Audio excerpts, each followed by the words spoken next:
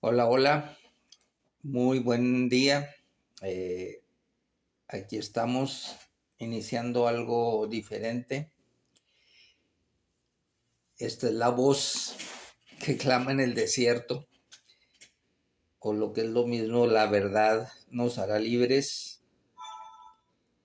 para encontrar solamente que la verdad es una mentira que no ha sido descubierta.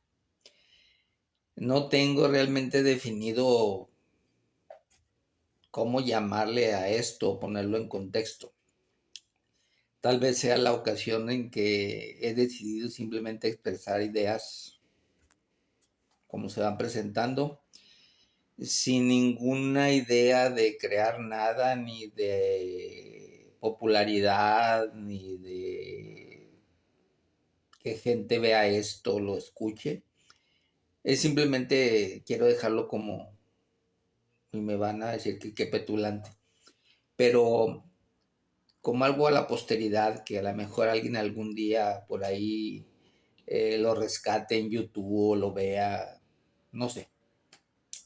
Lo único que quiero es que yo sentirme satisfecho de que estoy exponiendo mis ideas y mi forma de ver este mundo actual. Y vuelvo a repetir, son solamente ideas, entonces sobre ellas voy a desarrollar lo que yo creo, basado en mis vivencias, en mis valores, en mis principios y en mi forma de ver la vida. Y voy a empezar con un concepto que últimamente pues se ha puesto muchísimo de moda porque ahora ya todo el mundo lanza dos acusadores de que tú eres corrupto, la institución es corrupta, todos somos corruptos, ¿sí? Eh, Cualquier cosa que no se apegue a una realidad que yo defiendo tiene que ver porque el otro es corrupto. Y yo quiero aclarar porque mi idea de la corrupción, pues yo no sé por qué lo hemos tratado de conceptualizar de que es algo terrible, malo y todos esos adjetivos que le ponemos. Desde mi punto de vista, la corrupción, pues es algo, vamos, que viene inherente en el hombre. No es algo de que persiga la maldad o algo. Yo pienso que si nos ponemos a pensar realmente en la corrupción, somos corruptos porque desgraciadamente no hemos aprendido a ser simples y claros en las cosas que queremos. Entonces, complicamos tanto la vida, ¿sí? Que entonces la alternativa es que como ya la compliqué, ahora busco pues que no sea complicada.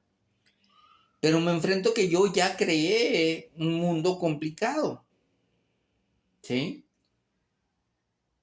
Y cuando empiezo a interactuar con él, alguien por ahí o algo por ahí me dice, oyes, es que de alguna manera lo podemos hacer fácil para ti, ¿sí? Pero a cambio de que yo te facilite el trabajo, pues entramos en un proceso de intercambio, ¿sí? ¿Qué te doy? ¿Qué me das? Entonces, por eso yo digo, bueno, todo esto de la corrupción es algo muy humano porque los humanos hemos aprendido a sobrevivir en la vida a través de los intercambios, a través de que, oye, yo necesito esto y tú lo tienes, ¿sí? ¿Lo quieres intercambiar? Porque yo tengo algo que a lo mejor tú quieres, ¿sí? Entonces, la corrupción es un proceso de intercambio, ¿sí? ¿Y por qué le ponemos el contexto de malo o feo, como le quieras poner? Pues simplemente, ¿sí? Porque decidimos primero que exista una regla, después nos damos cuenta que la regla que pusimos, pues es difícil a veces de cumplir y a veces es difícil de cambiar, entonces entramos en un intercambio. ¿En qué intercambio? En que aquel que sí tiene el poder de en ese momento y en esa circunstancia romper la regla o brincarla, pues nos ofrece eso. Y nosotros en ese afán de lograr lo que queremos, estamos dispuestos a retribuir el esfuerzo de la otra persona para lograr aquello que yo necesito y que él puede hacer. Entonces, esto es la corrupción y cuando hablamos de acabar con ella, yo no entiendo, es como tratar de acabar algo que es humano, ¿sí? ¿Qué es la solución? Si alguien me preguntara, bueno, pues para mí la solución es muy simple. No pongamos reglas que no vamos a poder cumplir. ¿Cuál es la razón de poner reglas que no vamos a poder cumplir? A veces creo que precisamente las personas que crean las reglas lo hacen con la finalidad de crear la corrupción, porque ellos saben que no se van a poder cumplir. ¿Sí? Y pónganlo así, vamos, de sencillo. Me voy a lo clásico, clásico. Una infracción de tráfico. ¿Sí? Ahí está la regla que hay que cumplirse. ¿Sí? Te pasaste un alto. ¿Ok? Sí. ¿Qué pasaría que al momento en que te aplican la regla, en ese momento, sin necesidad de ninguna coacción,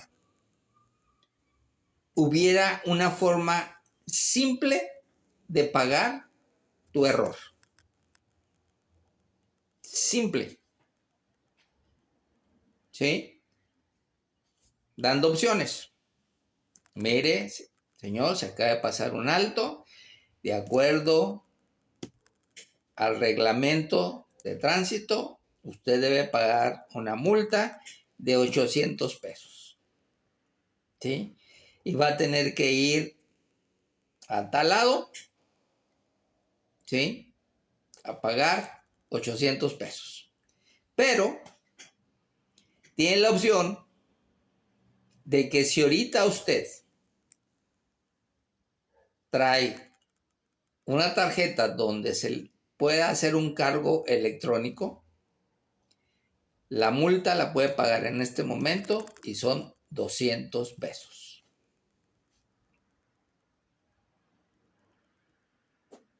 ¿Qué pasaría? Pues a lo mejor son los mismos 200 pesos que le vas a dar de tránsito para que no te levante la multa. ¿Sí? Pero realmente muchas veces, muchas personas, no es solamente pensar en la multa económica, sino el tiempo que van a tener que invertir de ir hasta una delegación a pagar una multa, a hacer una fila y perder a lo mejor 1 o 2 horas de su tiempo haciendo ese trámite. Entonces, yo creo que mucha de la corrupción está dada en función a que nosotros los seres humanos operamos bajo una ley que se llama mínimo esfuerzo. Ante varias opciones que nos den, siempre vamos a escoger la que menos esfuerzo me implique. Es una ley universal. Y si la ley universal es darle al de tránsito para evitarte muchas otras cosas, lo vamos a hacer. ¿Sí? Y aquí sí que me perdonen la gente que habla de la ética y va. Eso está perfecto. Pero recuerden que la ética es algo que se aprende. ¿Sí? Y el aprendizaje es algo que cotidianamente, se ejercita. Y desgraciadamente este mundo no está diseñado para ejercitar todos los días la ética. está diseñado para ejercitar todos los días la ley del mínimo esfuerzo. No quiero estar mucho rato en el tráfico, no quiero estar en una cola, no quiero esperar. Siempre buscamos las cosas que se hagan a la manera que yo las necesito. No a la manera que dice la ley, no a la manera que dice X cosa. Por eso las leyes, desde mi punto de vista, la equivocación tremenda de toda la gente que mandamos a ser diputados y senadores es que no son capaces de ser empáticos. Y que cuando diseñan o revisan una ley que se va a aprobar, no son capaces de decir, oye, si yo fuera un ciudadano, esta ley que estoy aprobando, ¿cómo me afectaría? ¿Me hace la vida más fácil? ¿Hace que las cosas funcionen más rápido? Pero no. Son tan corruptos también nuestros diputados y senadores que les es más fácil, ley del mínimo esfuerzo, pues levantar la mano y decir estoy de acuerdo. Porque no les implica ningún esfuerzo más que levantar esta manita. Entonces, fijan, la corrupción nos permea. Entonces, eso de darnos golpes de pecho, no. Por eso yo llamo a esto que estoy hablando, la voz que clama en el desierto, porque nadie me va a hacer caso, nadie va a concordar conmigo. Pero aún así es una verdad que está ahí y que la única forma de echarla atrás es cuando descubramos que esa verdad realmente es una mentira. Y yo reto a las personas que me digan que es una mentira que el ser humano se maneja por la ley del mínimo esfuerzo. Y mientras esa ley se aplique, la corrupción va a seguir ahí, seculam seculorum, como dicen los religiosos, por los siglos de los siglos. Bueno, quería plantearles eso. Otra cosa que me parece importante que se ha desarrollado en estos últimos años aquí en México es aquella premisa de que nadie debe de robar. Y yo siempre me he preguntado, nadie debe de robar. Si tú tuvieras hambre y tuvieras enfrente un pan que no es tuyo, no es tuyo, ¿a qué seguirías más? ¿A tu cerebro racional que te dice eso está mal? ¿O a tu cerebro primitivo que te dice o comes o te mueres?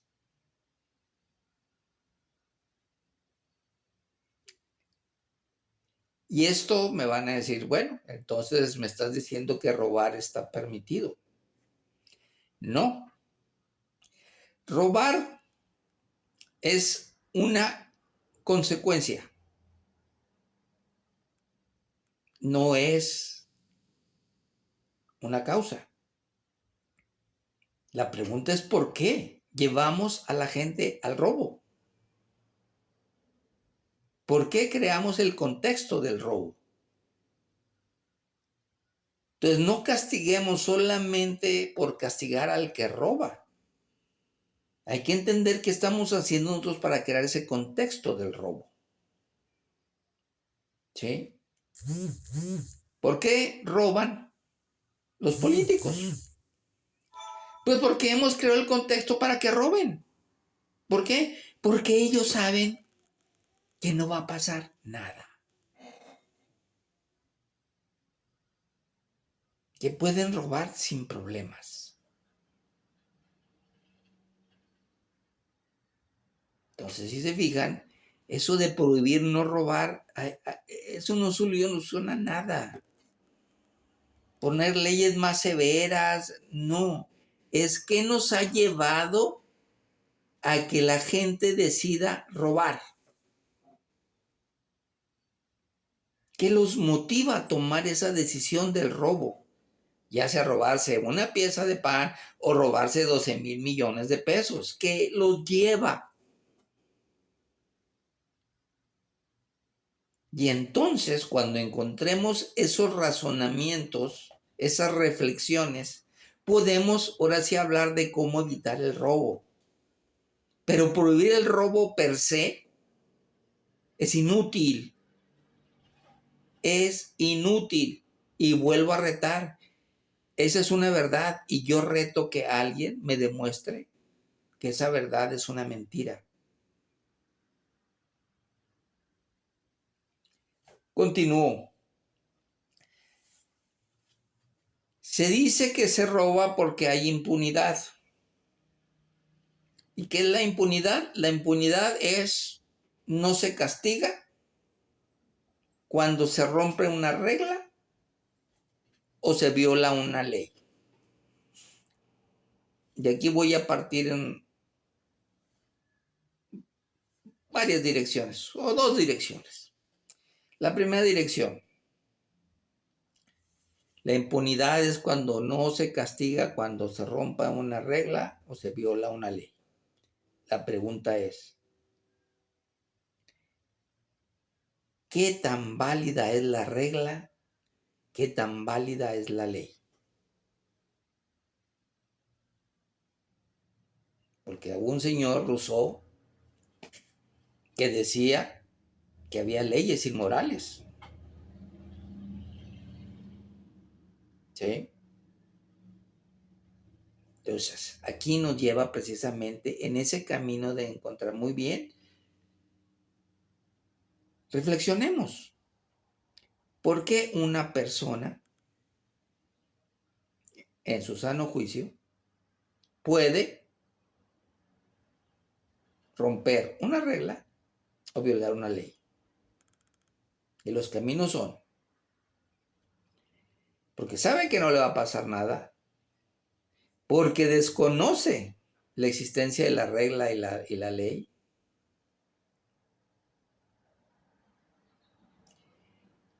porque sabe que el beneficio es mayor rompiendo o violando la ley que no haciéndolo. Entonces, si se fijan, tenemos que encontrar otra vez qué son las causas que nos llevan a la impunidad. La impunidad no se termina por decretos. No se termina porque yo digo que está mal y que ahora ya no va a haber impunidad. La única manera que no existe impunidad es dos caminos. Que se cumpla la regla, que se cumpla la ley y que revisemos si esas reglas y esa ley están acordes a la actualidad. Que si realmente esa regla y esa ley crean un beneficio para la sociedad, crean un bienestar para la gente. Porque vuelvo otra vez al primer tema. Si estamos poniendo una regla o una ley que afecte la ley del mínimo esfuerzo, esa regla y esa ley se va a romper y se va a violar. La impunidad se va a terminar cuando nuestras reglas y leyes estén adecuadas al momento que vivimos. No puede ser posible que una ley que se expidió en 1940 siga vigente en el año 2024. La vida ya cambió. Tenemos que irnos adecuando a las circunstancias y a los momentos. Nuestras cámaras de diputados y senadores, ese debe ser su trabajo. No estar creando nuevas leyes, es estar revisando las que ya tenemos y cómo las adecuamos a nuestros momentos. ¿De qué sirve tener 160 artículos en la Constitución si ninguno se cumple? Y ya le cambian uno, le cambian al otro, lo adicionan, lo derogan. ¡Ey! Adecúen las cosas a lo actual. Hagan las cosas simples. ¿Por qué no pagamos impuestos? ¿Por qué hay tanta impunidad en el pago de impuestos? Porque es complicado el pago de impuestos. Yo no entiendo por qué no puede haber simplemente una tasa fija, ¿sí? Directa sobre tus ingresos. Pequeña, porque yo saco la lógica. Supuestamente nos cobran sobre las utilidades que se generan, ¿sí? Y hay un montón de deducciones que súmale, que quítale. Idea, a ver, alguien no puede hacer el ejercicio numérico de decir, oye, hacer todo esto tan complejo de estar cobrando y quitando deducciones y quitándoles el 30% y a estos el 10%, ¿qué pasaría si fuera parejo? Y buscar el equilibrio y decir, ¿sabes qué? A todos se les va a cobrar el 2% de sus ingresos. Y estoy dando un número tonto, porque habría que hacer el estudio. Pero que ese 2% fuera equivalente a todo el trámite burocrático de que súmale, quítale, réstale, ponle, quítale, ¿sí? Y un montón de leyes que lo que hace es que permiten de que haya expertos fiscales que le busquen cómo pagar, cómo hacer que tú pagues menos impuestos. O sea, eso es increíble. Los impuestos se necesitan y ahora resulta que tenemos gente dedicada a encontrar resquicios en la ley para que no pagues lo que debes de pagar. Pues ¿cómo funcionamos? O sea, nosotros mismos estamos trabajando para la impunidad.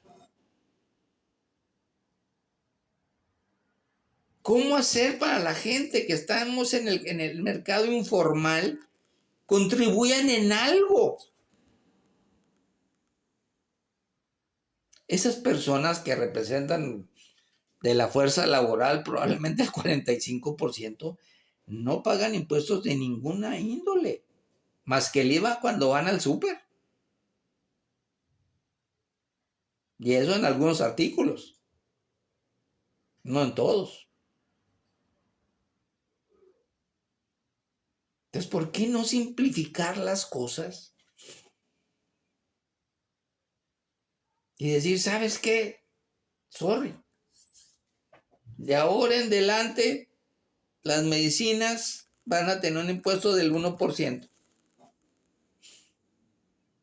Si tú compras en similares algo que vale 30 pesos, pues te vamos a cargar 30 centavos de impuesto. Simples, cosas simples. Déjalos, ¿no? Que ellos no paguen impuestos de la renta, que no paguen IVA, todo lo que quieras, pero que traigan ciertas pequeñas contribuciones.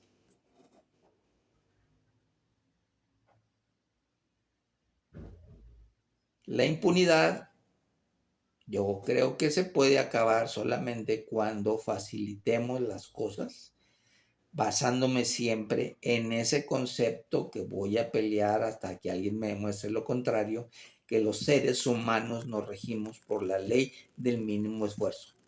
Lo que me pongan enfrente, yo siempre lo voy a cotejar de qué es lo que me exige menos esfuerzo y por ahí me voy a ir.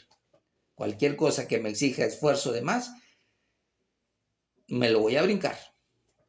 Yo le voy a encontrar alguna manera. Luego, todo esto de la impunidad, la corrupción y todo esto tiene que ver con que entendamos cada quien dónde está su papel. Y aquí me tengo que ir a lo macro, que es el país, y que yo le llamo, o todo el mundo le llamamos, la división de poderes. Tenemos gente que se dedica a hacer leyes. Tenemos otro que se dedica a tomar esas leyes y ejecutarlas.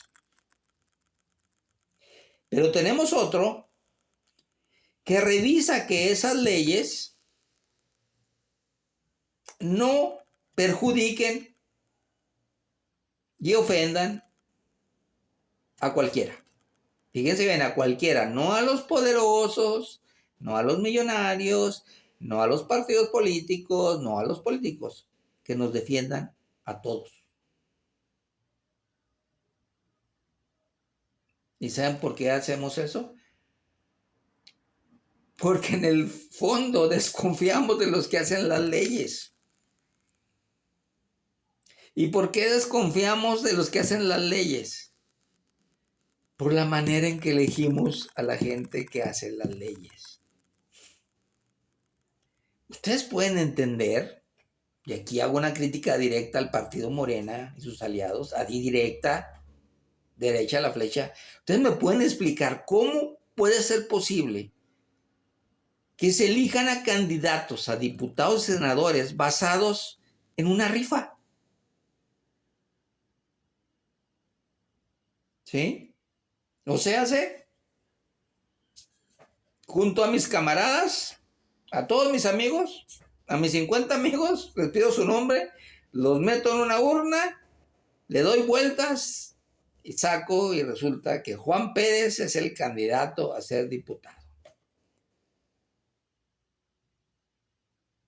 ¿Qué sabe Juan Pérez de leyes? ¿Qué sabe Juan Pérez de un proceso legislativo?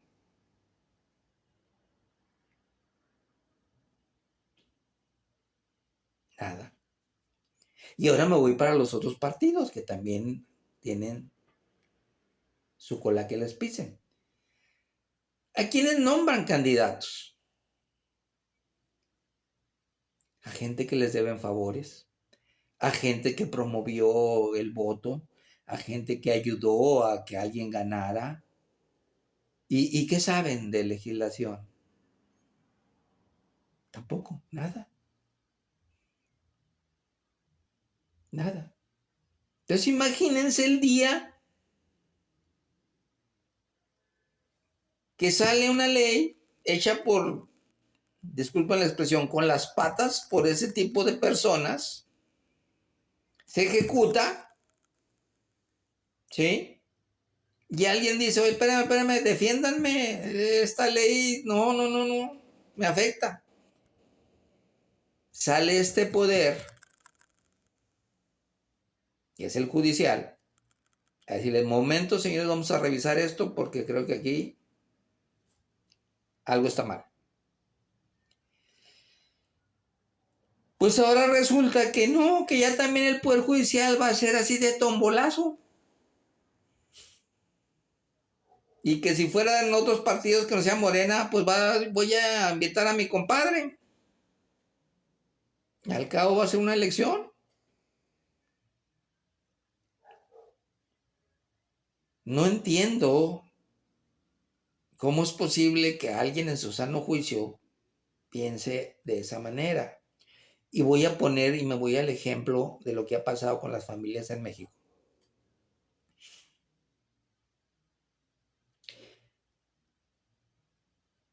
Las familias en México, varios años más atrás, muchos años atrás, había dos poderes en la familia. ¿Sí? Estaba el poder económico, representado por el padre, por el proveedor. ¿Sí? Y estaba el poder coercitivo y político de la mamá. ¿Sí? Muy bien. Esos dos poderes unidos hacían que la familia funcionara. Y los dos entendían cuál era su papel. Uno proveer, el otro administrar, y se entendían a la perfección. ¿Algo pasó? ¿Sí? Y ahora resulta que el poder económico, político, coercitivo, administrativo y lo que me gusten, a veces radica solamente en una persona. ¿Qué termina pasando? El descontrol absoluto de la familia.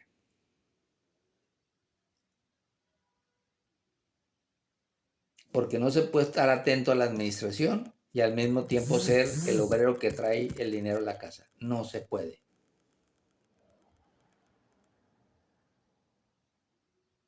Son dos cosas que diametralmente se oponen. ¿Por qué? No le echen mucho cerebro. Imagínate tú trabajando 10 horas, sales del trabajo, llegas a tu casa a administrar. ¿Tendrás fuerza para administrar aquello? ¿Tendrás capacidad del día con día siempre vivir ese fenómeno de fletarte 10 horas en el trabajo y aparte llegar a administrar, a juzgar, a educar, a balancear? ¿Sí? ¿En serio? Y me remito a la ley otra vez para que me demuestren lo contrario. ¿Qué va a hacer esa persona? La ley del mínimo esfuerzo. ¿Qué es más fácil? ¿Saben qué? Yo los mantengo a ustedes. ¿Cómo anda la cosa con la escuela, que los amigos, que yo no puedo con eso? Eso no es mi boleto. Yo voy a hacer lo más fácil. Lo más fácil es ir, trabajar, llegar con el dinero, comprar comidas, a lo mejor hacerles de comer y ya, ¿eh? Que cómo te va en la escuela, si bien o mal, que si tus amigos te están invitando a las drogas, que si no, que si ya te metiste de sicario. No, no, no, no. Yo, la ley del mínimo esfuerzo.